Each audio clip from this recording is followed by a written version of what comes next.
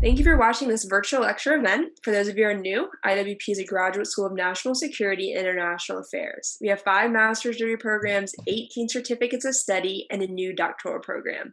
If you're interested in learning more about us, please visit iwp.edu. This afternoon, we'll be hearing from Dr. Marek Chodakewicz. Dr. Chodakewicz holds the Kosciuszko Chair in Polish Studies at the Institute of World Politics and leads IWP's Center for Intermarium Studies.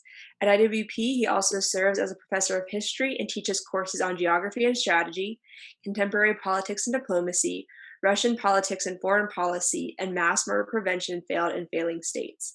He is the author of Intermarium, The Land Between the Black and Baltic Seas, and numerous other books and articles. He holds a PhD from Columbia University and has previously taught at the University of Virginia and Loyola Marymount University. Dr. Chodakewicz, welcome, and thank you for joining us today. Thank you once again for having me and introducing me. It's business as usual here at IWP. I hope everyone's well. Today's lecture will be on Russia, revolution, and civil war. As always, I'll start with quotes. Nikolai Erdman wrote a comedy in 1928 in the Soviet Union called Suicide.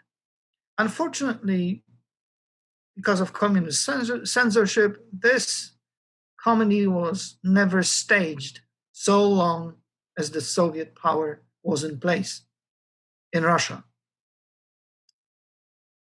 It was published in the West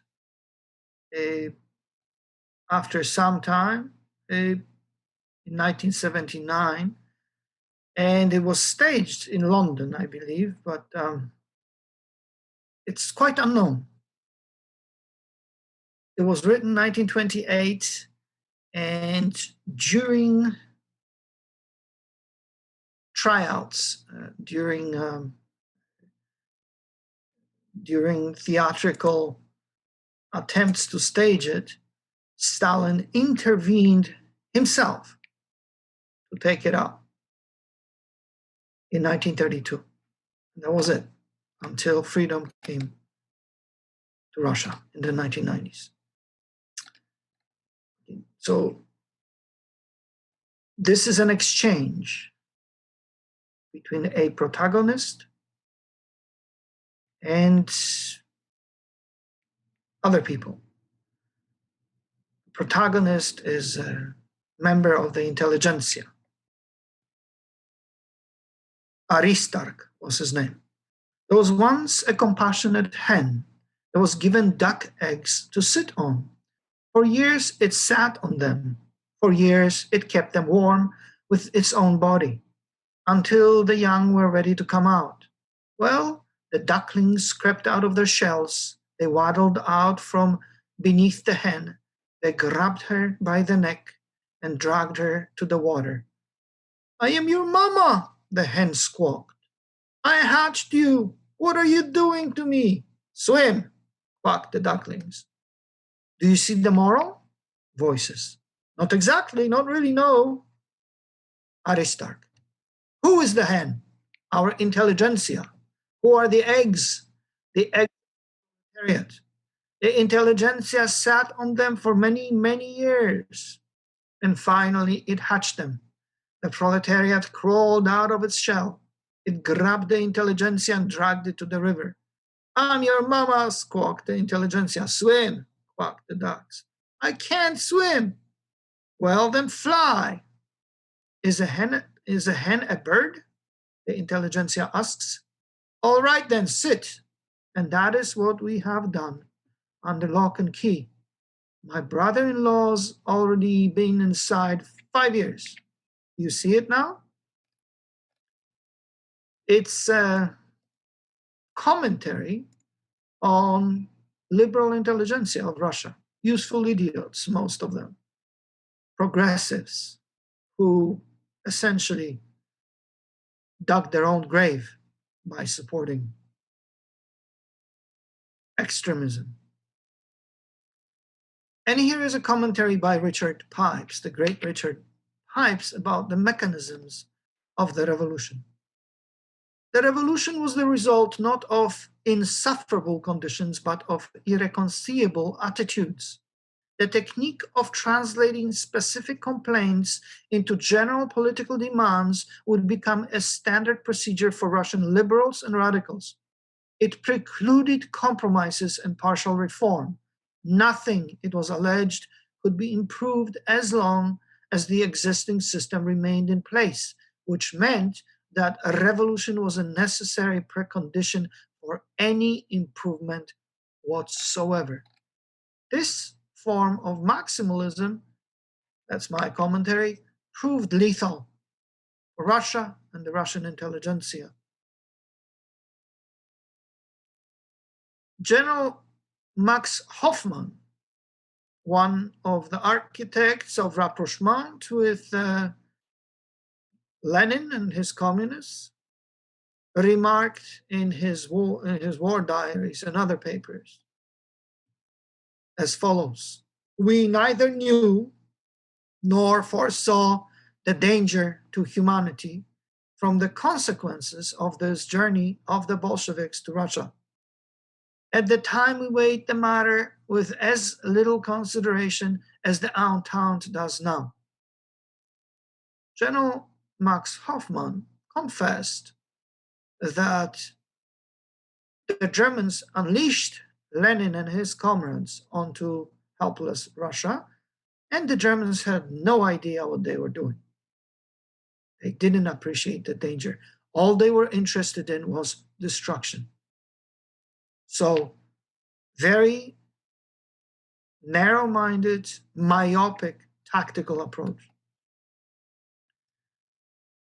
Karl Helfrich, the ambassador of the Second Reich in Soviet Russia between 28th July and 30th August 1918, remarked,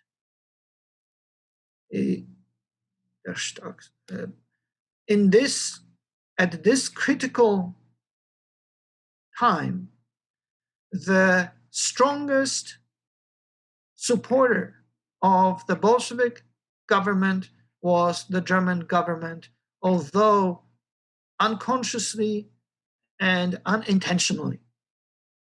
Yet another confirmation.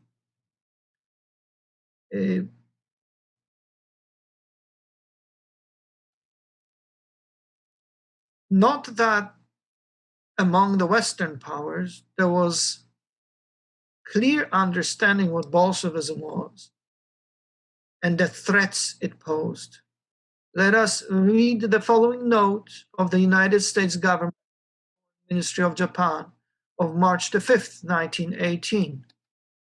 The government of the United States has been giving the most careful and anxious consideration to the conditions now prevailing in Siberia and their possible remedy. But it is bound in frankness to say that the wisdom of invasion seems to it most questionable. The Central Powers could and would make it appear that Japan was doing in the East exactly what Germany is doing in the West.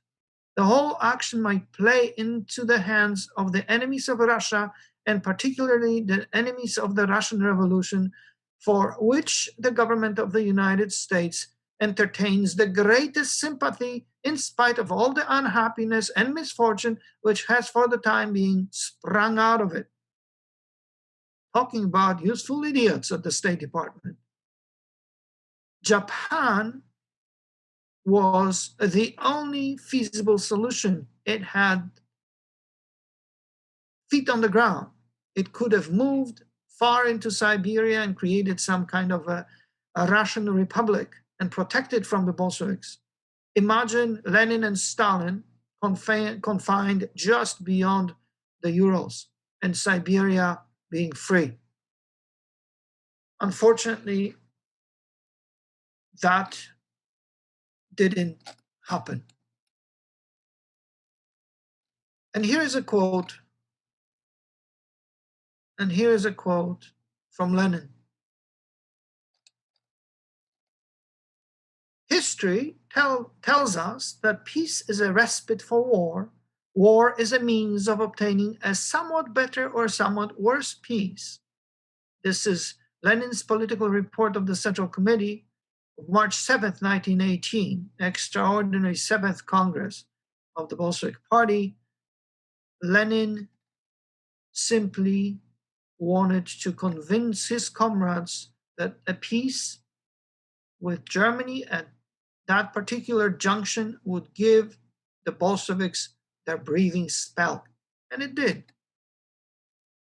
And here is another useful idiot, Georges Clemenceau, the Prime Minister of France himself, who on October 31st, 1918, remarked, "To believe in the Bolshevik danger in those territories of the Intermarium is to let oneself be lured by German propaganda."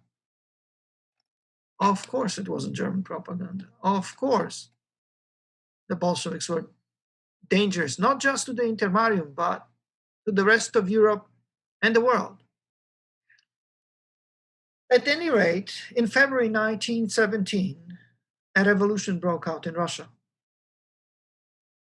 Tsar Nicholas II abdicated in March 1917. A liberal republic was proclaimed. In reality, however, the state was paralyzed by the reality of dual power. On the one hand, you had a discombobulated center-left government, and on the other hand, you had a central revolutionary Soviet. The situation metastasized throughout the entire Russian Empire, or former empire, because the government thoughtlessly dissolved the police and fired all the governors, provincial governors. The state administrative power became either too weak or simply dissipated in time.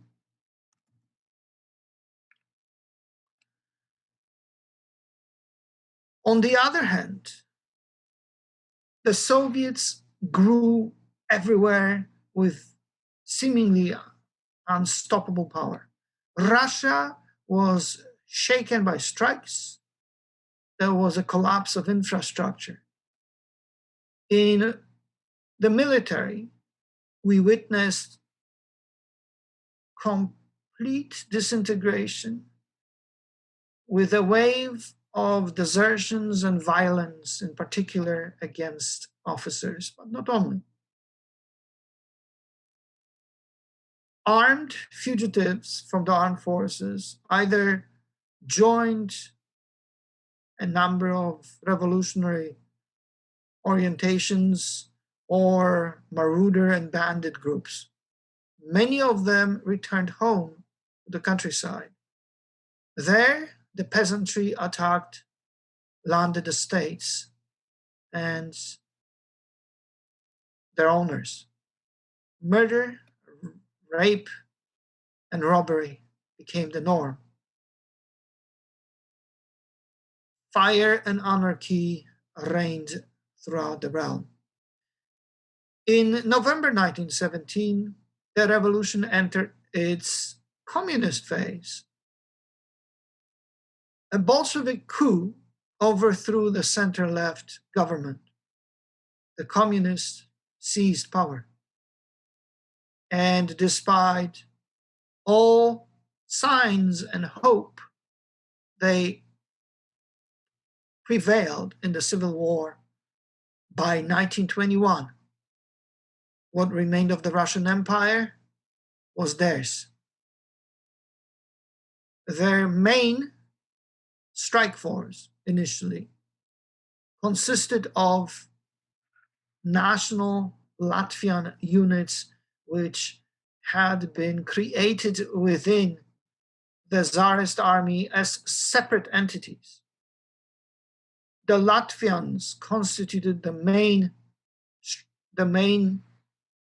spinal cord of the secret police, the Cheka, and of the Red Army. Of course, after a while, the Bolshevik military became enlarged because Lenin called for a draft. And there was also a forcible impression of former Tsarist officers as specialists into the ranks of the Red Army. They were treated together with their families as hostages. And their choice was simple. Either you serve the Bolsheviks or you die, and your family too. From the point of view of,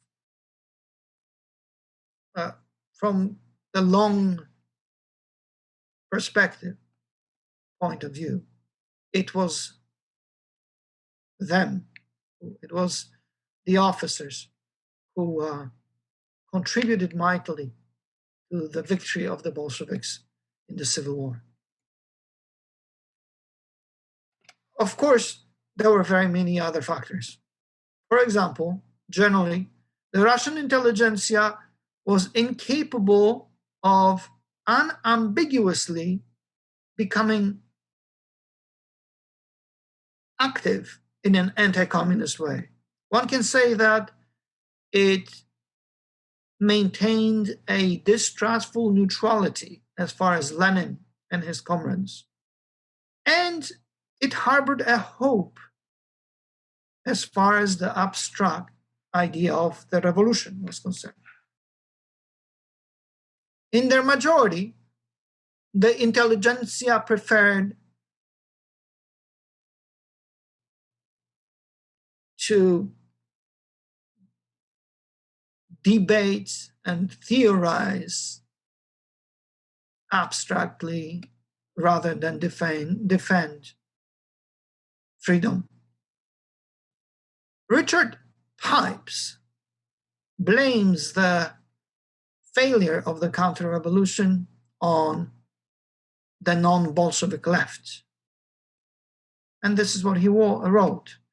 The left, the socialist intelligentsia, as far as resistance, which having gained a solid electoral victory, could act in confidence that the country was behind it.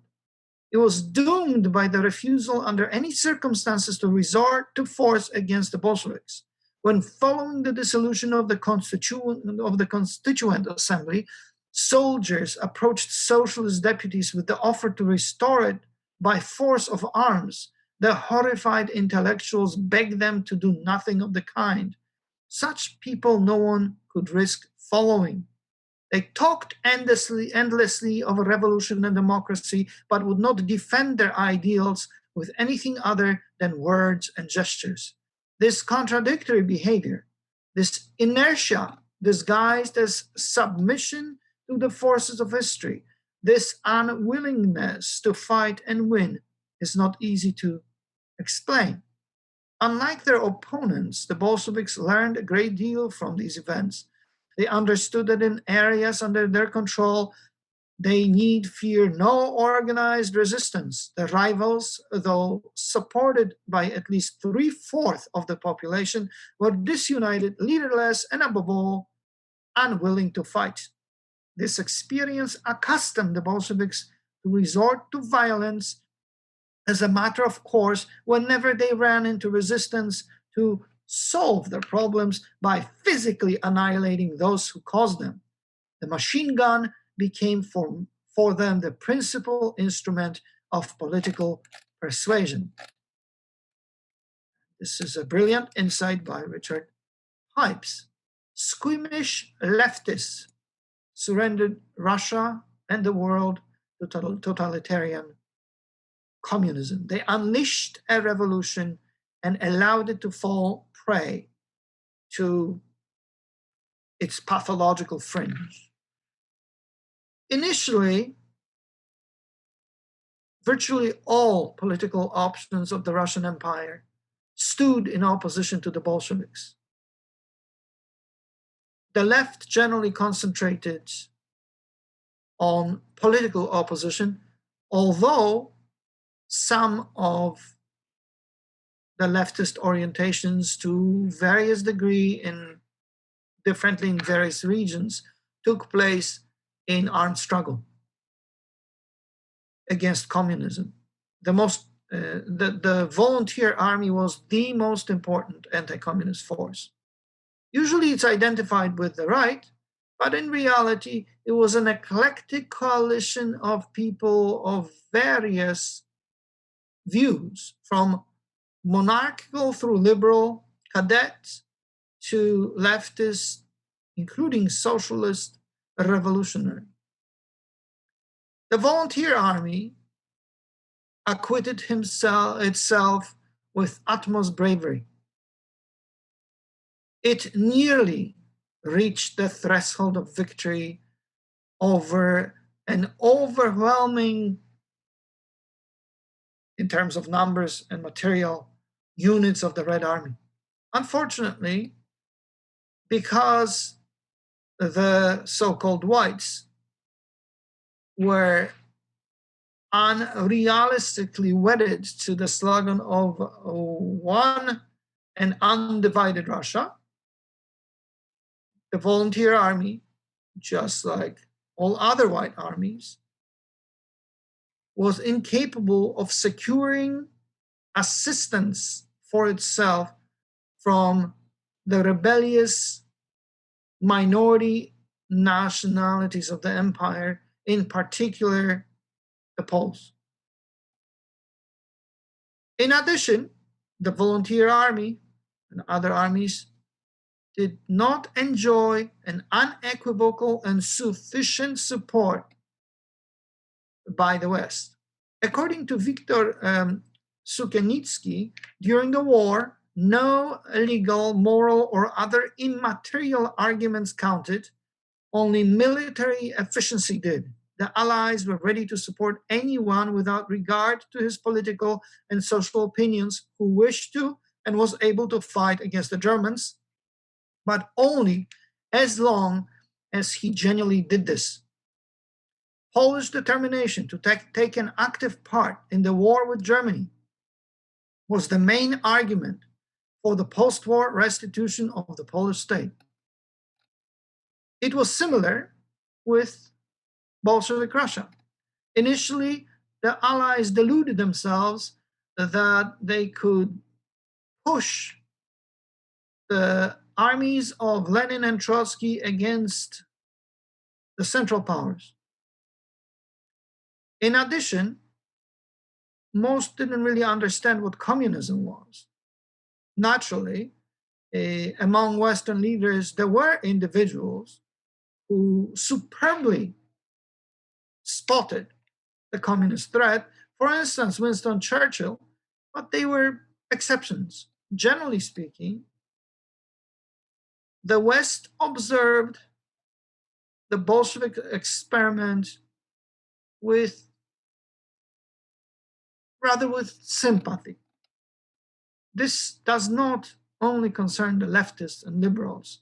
In extremis, influential Americans, including at the White House, naively considered the revolution as a positive phenomenon and the Bolsheviks as democrats. However, after the Peace of Brest-Litovsk, they began looking for an alternative.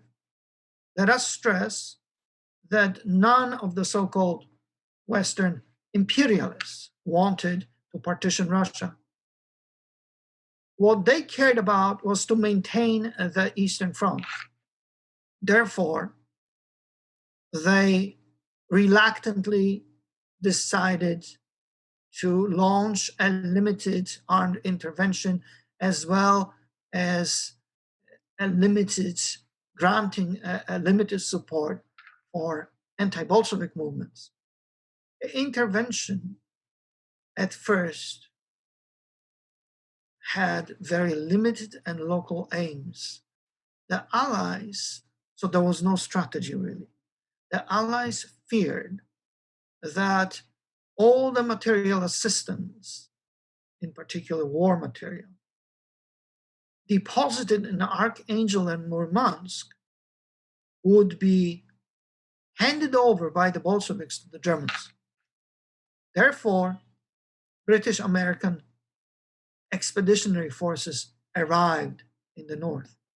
By the force of inertia, those units, along with white forces, including the Poles, undertook active protection of the war material warehouses against the Reds.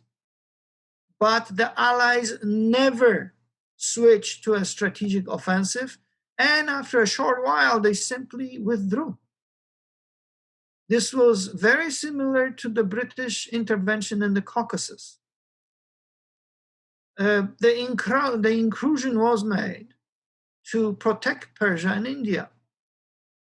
After inept and limited armed demonstrations, the Allied left the region for the Bolsheviks to loot.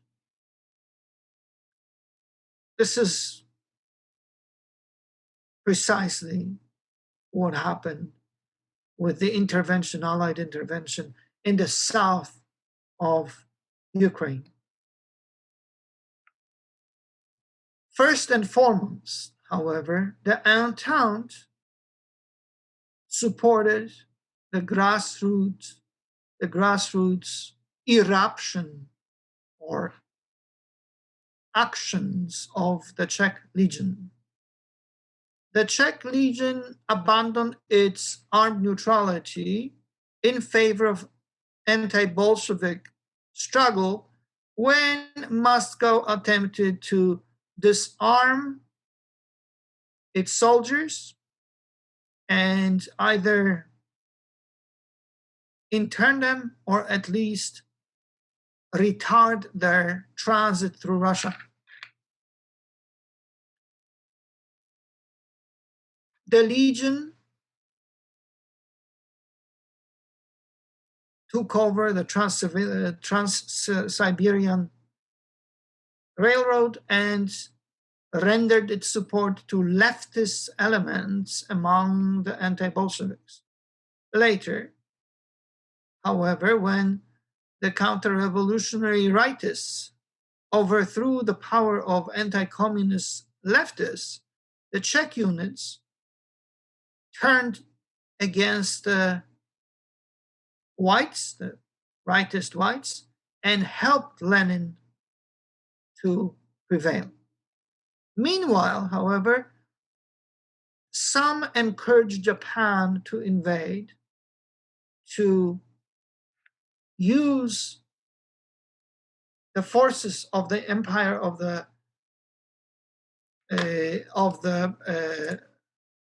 rising sun to recreate a front, the Western Front. This was first and foremost a British idea. The Japanese, in fact, landed in Vladivostok and controlled eastern Siberia. They were ready to push west. They were opposed in this, myopically, mainly by the Americans. The latter dispatched their expeditionary forces to Siberia to thwart the Japanese offensive. After a while, the United States and Japan withdrew from the Far East, handing power over to the Bolsheviks. Meanwhile, the French intervened very gingerly only and mainly in the Ukraine. After encountering first sign of more serious resistance from various red forces, including the Bolsheviks, anarchists, and bandits, the French military simply retreated. To be fair, the retreat occurred because of the mutiny of the French naval units operating in the Black Sea. The mutiny was crushed, and the Navy sailed home. Only British units, British Navy, remained behind. They implemented a blockade against the Bolsheviks, and they checkmated the Red Fleet. They supported the Whites with their fire power, in particular on the Crimean Peninsula, and later they assisted in evacuating the remnants of the counter-revolutionaries in 1920. The Royal Navy played a much more energetic role in the Baltics. It even seriously attacked the Bolshevik fleet, including the very port at Kronstadt and its naval base. Even to a greater extent, British naval vessels assisted in the struggle of the Estonians and Latvians against the Germans. Unfortunately, the aid of the Whites from the side of the Allies was insufficient in most instances, except as far as the Balts are concerned.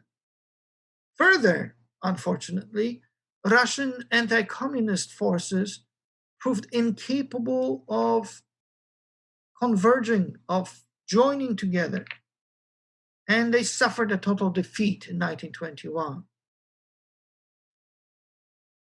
Although a variety of partisan units continued their guerrilla war against the Reds into the 1930s, in particular the so-called Muslim Basmachi in Central Asia, the Bolsheviks managed to defeat the majority of former Tsarist ethnic minorities and reintegrate them into their empire. This was yet another disappointment of the revolution. Generally, after 1917, essentially everywhere there were rebellions of national minorities. It seemed that the Russian prison of nations disintegrated, and for all nations and people there dawned freedom. The communists, for a long time, cynically maintained the fiction of supporting such things. They tended to back minority nationalisms in Russia itself, but they also propagated a general class struggle, including within those minorities. In addition, they encouraged the minorities to join the structures of the emerging Bolshevik state. This was undertaken thanks to two tricks. First, there was an action of promoting minorities within communist institutions. Second, the Bolshevik state included in its framework minority state entities where the local Bolshevized leadership was in power. Sometimes the leadership consisted of Russian colonists, in particular in Central Asia and the Caucasus.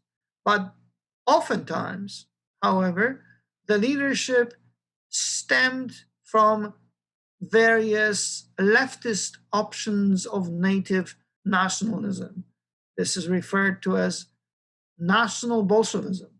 These National Bolsheviks, to maintain power and to prevent the return to the government of traditionalist and counter-revolutionary elements surrendered to the Reds, to Red Kremlin, and assisted the Reds in enslaving their own people.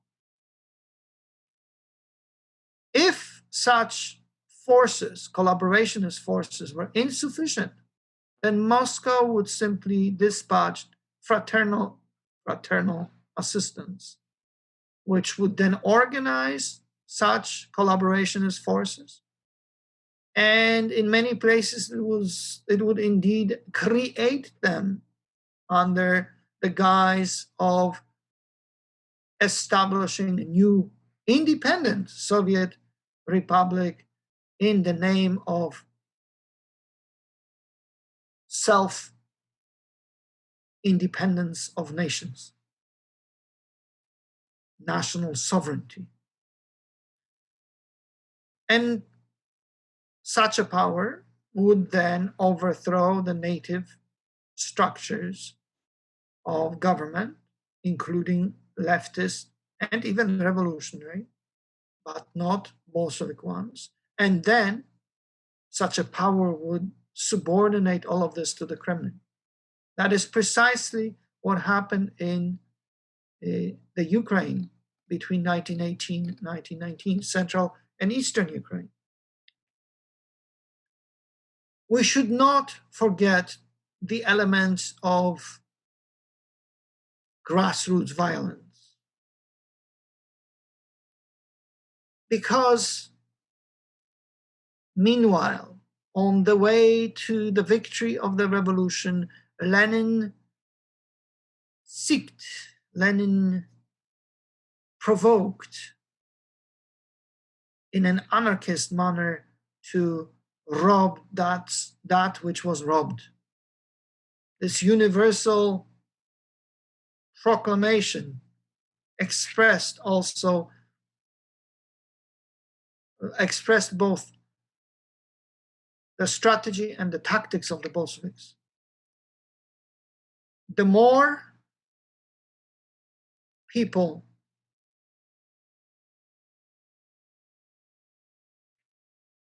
covered themselves in blood of the innocents murdered by the revolution, the more of them supported committing crimes in the names of progress. And the more had no way back. They couldn't retreat from the revolutionary path. And the more of them had to defend the gains of Bolshevism. People implicated in murder, rape, and robbery simply were afraid of the return of the forces of law and order. The more there was destruction, the more everything could be then rebuilt in a new communist way on the ruins of the old system. Lenin encouraged this. In addition, the communists were convinced that the only way to survive, for the regime to survive, was to unleash the forces of destruction and destabilization both within and without. To become irreversible in its fury, the revolution needed time. Once the fire became universal, it couldn't be extinguished. Therefore, Moscow decided to pursue a compromise with Berlin and Brest. This was supposed to give the Kremlin a breathing spell to defeat the Whites, introduce communism in Russia, and to spread this genocidal, democidal ideology throughout the world after the anticipated collapse of Germany. For a long time, the only power capable of crushing Bolshevism in Russia was the Second Reich. It was capable of executing this at least until August 1918, when it suffered its greatest defeat on the Western Front. Afterwards, that was not the case. The Germans simply missed their chance to save humanity from the Red Plague. As one of the most moderate German politicians, the Minister of Foreign Affairs, Richard von Kühlmann, averred, as far as Russia is concerned, the best way to carry on is to do nothing. As far as Russia was concerned, the best course of action would be to do nothing.